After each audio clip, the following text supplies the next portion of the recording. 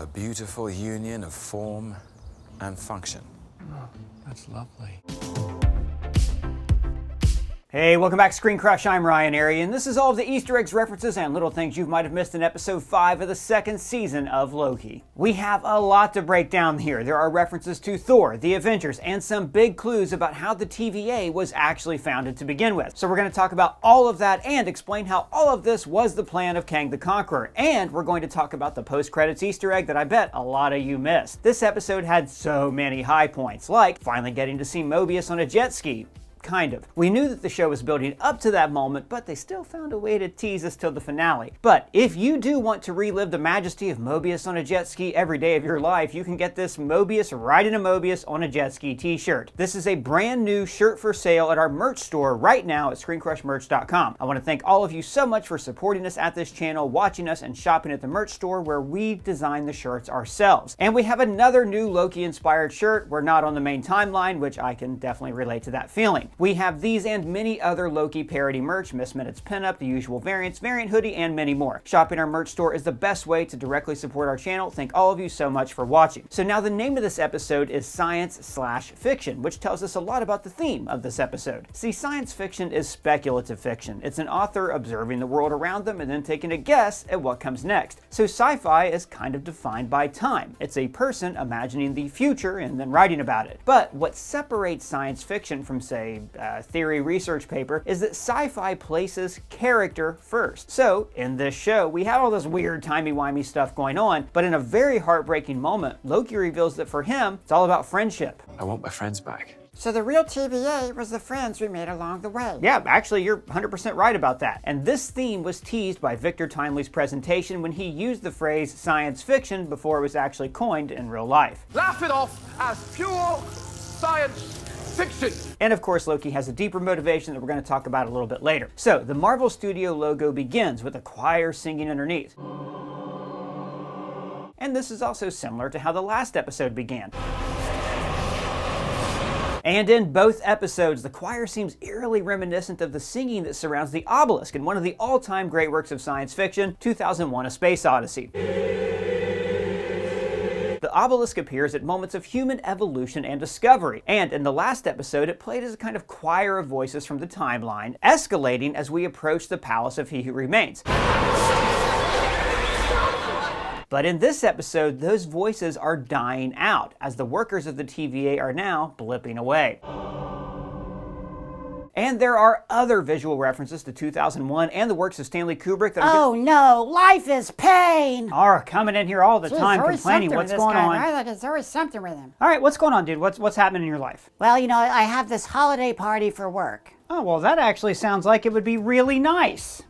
No. Well, yeah, dude, holiday parties are fun. What's the problem? Well, it's my first time seeing everybody after working remotely since, you know, the virus and stuff, and I have been using a Zoom filter to cover my thinning hair. There's a Zoom filter to give you hair? Yeah, let me show you.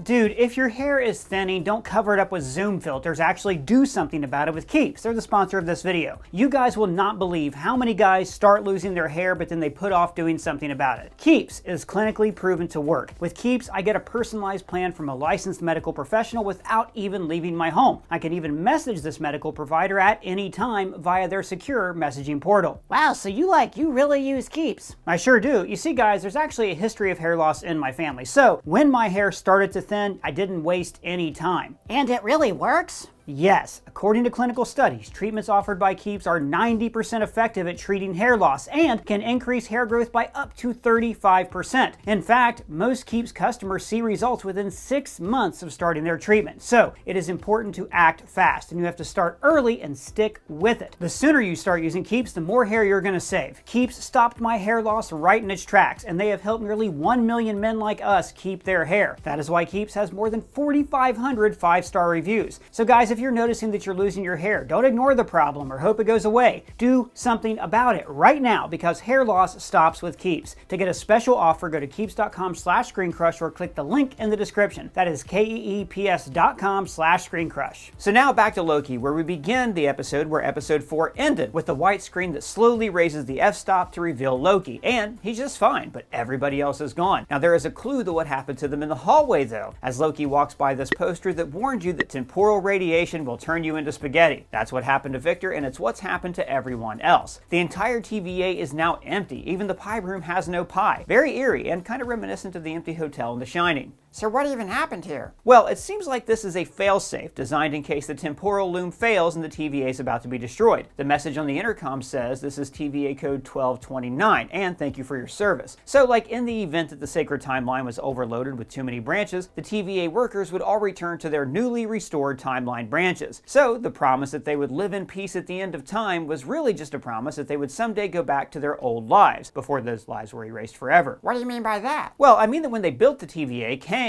knew this was going to happen. Like this entire season is going to end up being one big Ouroboros loop, and I think that we're going to see the origin of the TVA in the next episode. Hey, yeah, that reminds me. I want to finish my joke. So there's these two biscuits, right? And they're... Wait, no, they're not biscuits. I think they're cupcakes. No, they're not cupcakes. But they're muffins. Okay, there's two muffins, right? Doug, not right now. I'm in the middle of an Easter egg video talking about Ouroboros loops. Oh, jeez, I never get to finish my joke. So then Loki starts to time slip again. Now, we don't really know why yet, but I'm going to offer up a potential explanation. In the first episode, Loki's time slipping was caused by him being thrown across the time stream. Then they used the temporal magnet to trace his aura and anchor it to one place, to the TVA. But now the TVA is no longer safe from the time stream or temporal radiation, so Loki is able to time slip inside the TVA once again. It could also be that his cells have kind of been inundated with this temporal radiation. Notice that his time slipping kind of stretches him like spaghetti, just like the spaghettification that happens when somebody is overloaded with too much temporal energy. And then he time slips and sees his future self, again reminiscent of 2001: A Space Odyssey. The movie ends with David becoming unmoored from time, seeing his future self as his evolution accelerates and he becomes a new, more powerful life form, just as Loki throughout the episode gains the ability to slip back and forth through time. And then slowly the TVA is destroyed and turns into spaghetti. Yeah, why is that happening? Well, okay, remember the last episode when all of the new timelines were producing an increased amount of temporal radiation that was overloading the temporal loom. See, that overload of radiation turned Victor Timely into spaghetti. And now that same radiation is dissolving the TVA, and then later it dissolves entire timelines.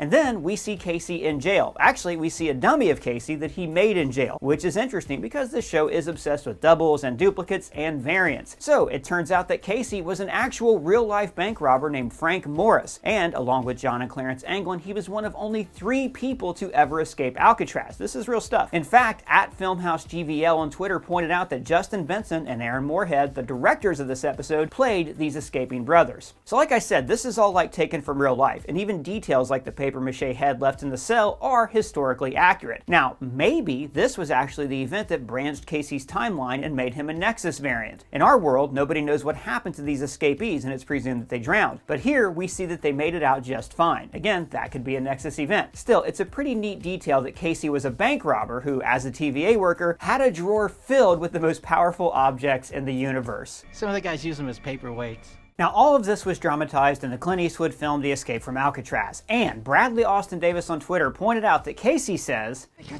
gonna cut us like fish." And that is a callback to when Loki first met Casey. Give me the Tesseract or I'll gut you like a fish, Casey. What's a fish? Then Loki goes to a couple different places, Sylvie's McDonald's, Mobius's jet ski store, and this is an early clue that he can involuntarily control his ability. He's taking himself subconsciously to the places he needs to be, and after he sees the jet skis, he goes straight to a time theater, just like the one where Mobius showed him his life. But this time theater is number 25, which Julian Morsi on Twitter pointed out is a cute nod to Season 2, Episode 5. And in hindsight, Loki had been controlling his time slipping subconsciously way back in the first episode. He brought himself into the past so O.B. could create a temporal extractor, and then he brought himself into the future so he could be pruned by his future self. You see, part of time slipping is that his mind kind of exists across all of time at once, so subconsciously, he would know that he had to be in that spot so his future self could prune him so he would go back to the past. Yeah, I understand all that. Great. And then we see Hunter B-15 working in New York in 2012. Now, I thought it was kind of weird that they chose that time and place, though, because that is where and when Loki attacked New York. They even reminded us of this in Episode 2. I went down to Earth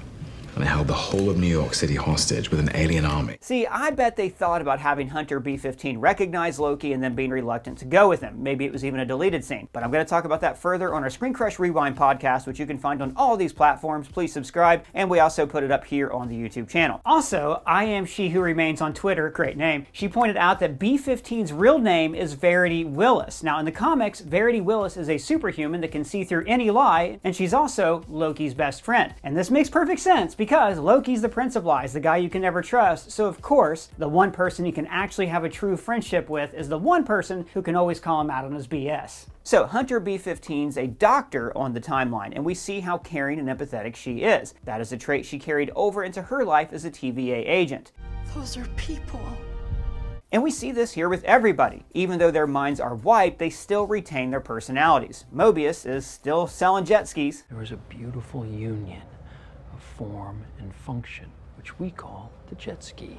And O.B. is still a tech genius who designs his TVA lab to look like his office on the timeline, but more on that later. Hey, look at this! Moby's a Buckeye! He is a widower in Cleveland, Ohio, selling jet skis and raising a future serial killer. Is he burnt? Yeah, he's burnt. How did he get burnt? AFD Timmy on Twitter even pointed out that the action figure is dressed like a TVA worker, maybe an indication that the TVA is constructed from the memories of these variants. Wife is long gone, and I can't ride two of them. But actually, he doesn't say that his wife is dead, just that she's gone. And notice that he lives in the year 2022, so his wife was probably snapped away by Thanos. In the jet ski shop, we can hear Loverboy's Everybody's Working for the Weekend, an 80s power ballad about struggling through the work week to be able to enjoy yourself over the weekend. So one, that's a perfect song to ride a jet ski to. But also, this is what the TVA agents are doing on a cosmic scale, working tirelessly for eons so they can meet in peace at the end of time, that big weekend in the sky. And then we go to O.B.'s original timeline, where he is an aspiring sci-fi author who wrote the Zartan Contingent, a book we saw in the closing credits. Now, I have speculated in the past that this was actually a book about people who follow the path of Zartan, the Cobra soldier from G.I. Joe. Well, I was wrong. The store owners say, Science fiction is a well-respected and thought-provoking genre. Well, nobody buys it here. and you know what? That's kind of true. There was a glut of sci-fi book sales in the 1990s. Notice how there are best-selling authors from the period here like Tom Clancy and Stephen King's Insomnia. Not his best book. Then he goes to his workshop/office, which looks so much like O.B.'s workshop in the TVA. There's the vacuum tube machine, the shape of the doorway, the shelves, the fans. Yeah, what's up with that? Well, if I had to guess, I'd say that O.B. was able to design his own workshop, so maybe subconsciously he made it look like his lab on the timeline. But also, this could just be a major clue that the TVA was actually built by the workers we see in this episode, which again would make this whole show a giant time loop. It's like a snake eating its own tail. And notice too how he is surrounded by fans, kind of like the circles in his jumpsuit in the TVA. Now fans are just another kind of loop. They just spin round and around with no real beginning or end, like an Ouroboros. And this placement of fans above him is very reminiscent of the windows in the office of He Who Remains. So we might find out in the finale that all these things are connected, or they're just connected by great production design. When Loki's talking to O.B., they employed this really cool editing technique, where they transition by playing voiceovers over people in the future, like this. You need to learn how to control your time slipping. I can't control it. I can't just make it happen. This is a great way to convey passage of time so we don't have to listen to exposition, but it also feels like we, the audience, are doing some time slipping of our own, kind of sliding through the future like we are unstuck in time. O.B. has self-published a book called The Sons of Yoren, and he also says that Loki is one of his characters brought to life, so I kind of think this is a nod to Thor, that this novel was about two brothers who served under a king, just like Loki and Thor were the sons of Odin. And we also see his post-it note board that has notes about Sons of Yoren written on a slip of paper. So look, this is not some kind of meta clue board like I broke down in episode 1. It's just his vision board for his novels. I was wrong.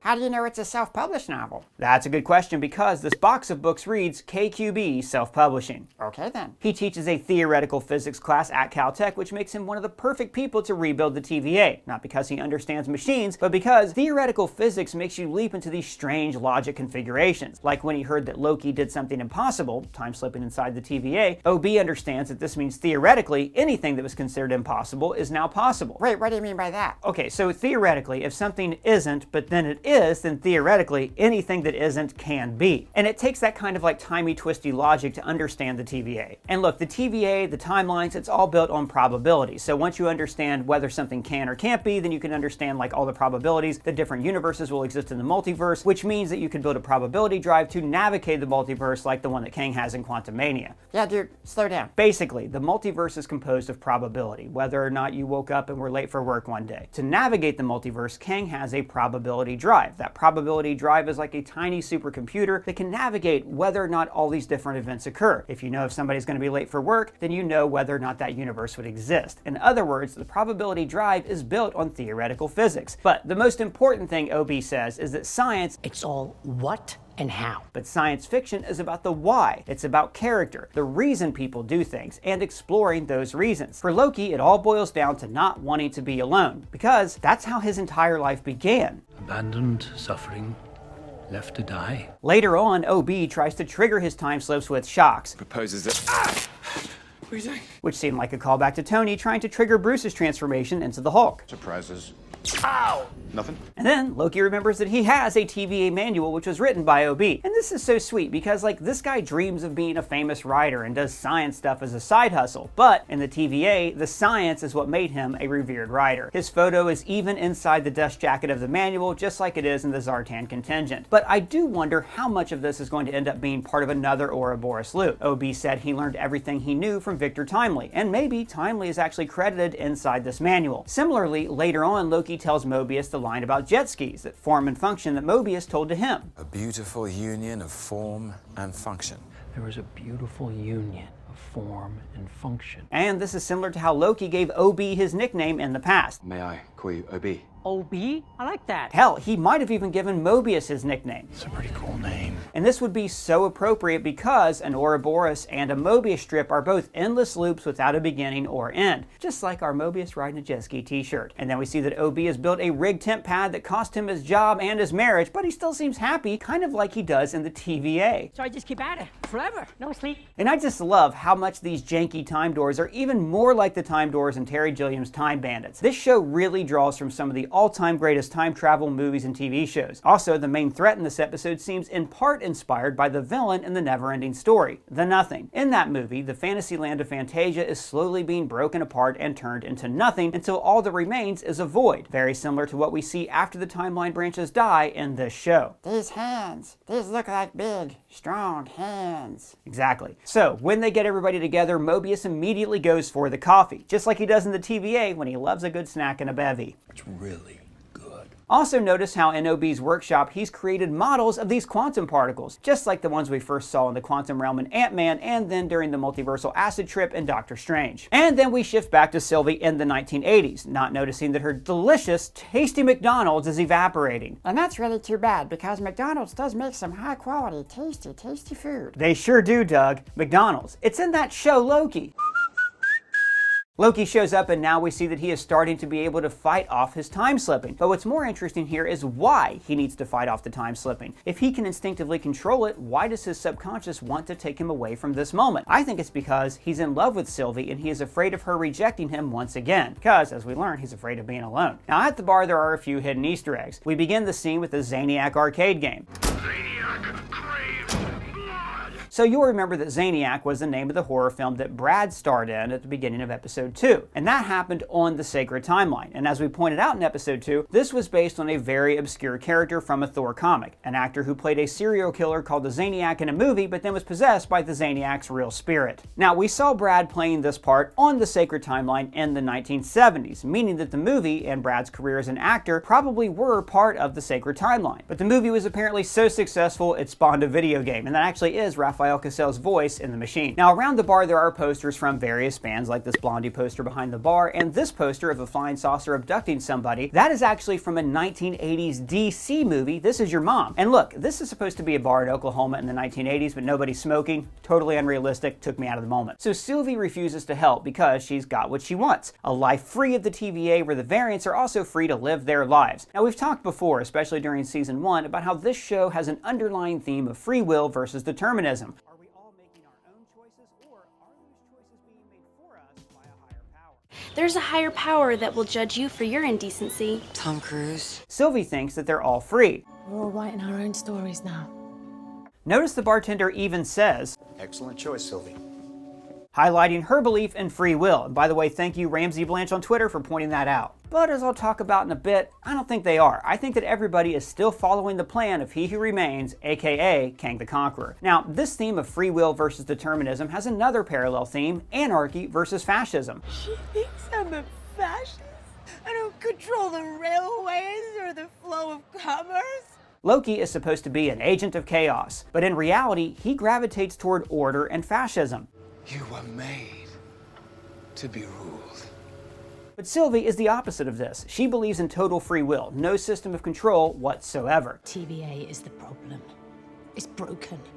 It's rotten. So then, in the record store, the clerk gives Sylvie a copy of Velvet Underground's Loaded to listen to. Now, there's a few neat Easter eggs here. First of all, music producer Brian Eno famously said this about the Velvet Underground. The first Velvet Underground album only sold 10,000 copies, but everybody who bought it formed a band. And after listening to this album, Sylvie is suddenly ready to go join a band. Next, the song she listens to, Oh Sweet Nothing, is actually the last track on side 2 of that album. So she actually should have put the needle on the inner groove and not on the outside.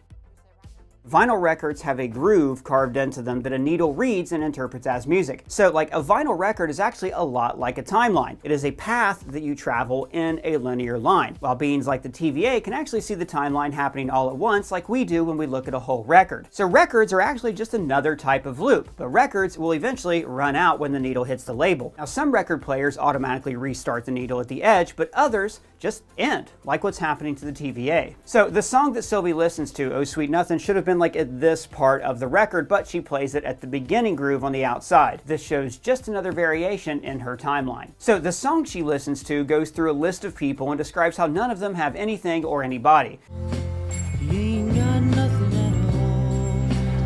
Now the store clerk says, "We'll either cure what's ailing you, or make it a whole lot worse." And what this means is that you could hear all the lyrics of this song and become depressed, or you could see this as an escape from responsibilities. If you have nothing, then you have nothing to fight for and you can just exist. Probably wouldn't surprise you to hear that Lou Reed was also addicted to heroin.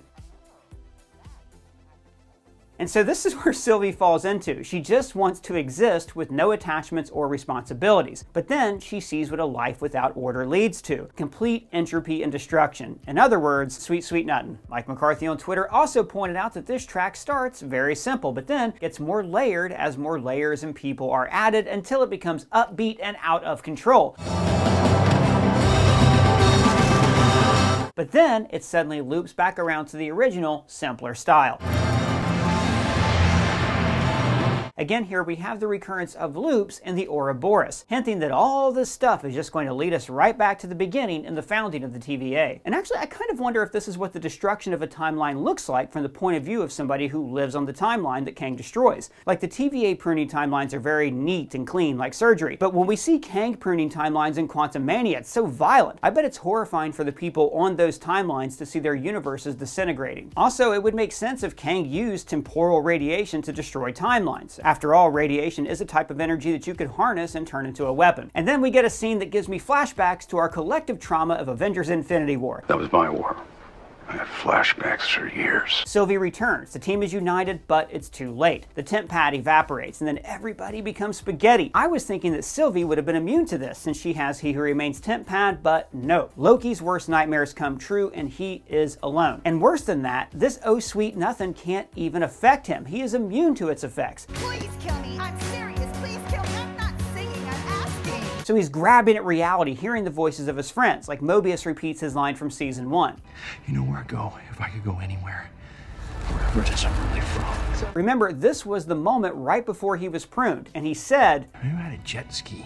And what really triggers Loki is this line, also from season 1. Do you think that what makes a Loki is the fact that we're destined to lose? Now, the first time Loki heard this, he took it to mean to lose, as in to be defeated, which is the role that he plays in Norse mythology. But it takes on a more personal meaning now. It means to lose people, to lose friends, to be unloved. You know, his worst fear. I hope you know you deserve to be alone, and you always will be. And then this fear finally allows him to control his time slipping. But notice, he is not moving his body through the past like he was before. He is moving his mind through his body. Now, this is a kind of time travel that's called, well, I think of it as being unstuck in time. The most famous use of it is Billy Pilgrim and Kurt Vonnegut's Slaughterhouse-Five. It's when a character's mind can shift back and forth through their experiences and affect the time stream in the past or the future. Now, this is the complete opposite of what we've seen so far, which is the it was always meant to happen kind of time travel. What does that mean? Well, it's like Loki time slipping in episode 1, right? He time slips to the future so he can be pruned by his future self. So now, Loki is fully an agent of chaos who can remake the events of the time stream however he sees fit. He says, It's not about where, when, or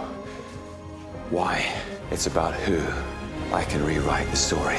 Again, going back to that metaphor of science fiction and how this is all a story that is being told. He sends himself back to this moment in episode 4 just after Victor Timely descended the steps to go toward the temporal loom. Notice how in the credits there are subtle variations. Letters drift out of place from names. The solid lines branch like the branching timelines. It's a neat way to show that this entire episode in the show is falling apart. I don't understand what's happening. Why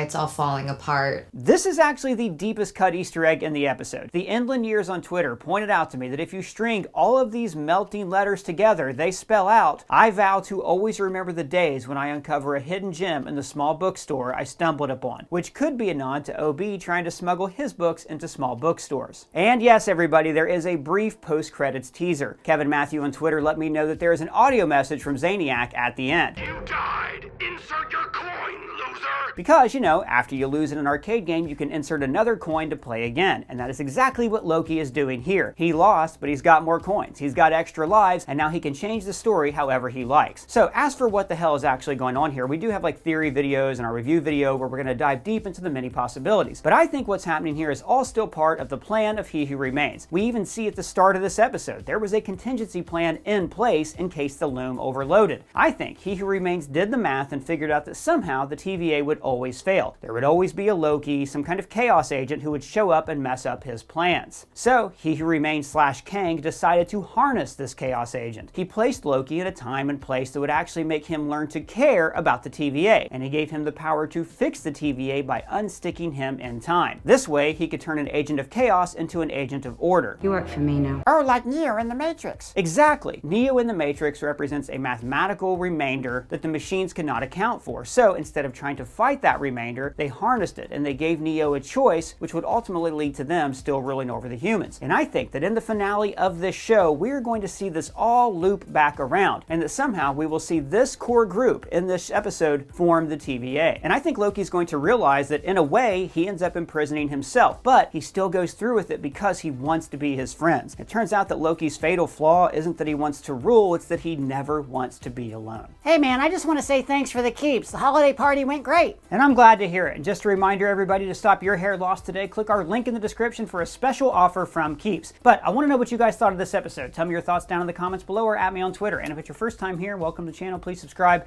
smash that bell for alerts. For ScreenCrush, I'm Ryan Airy.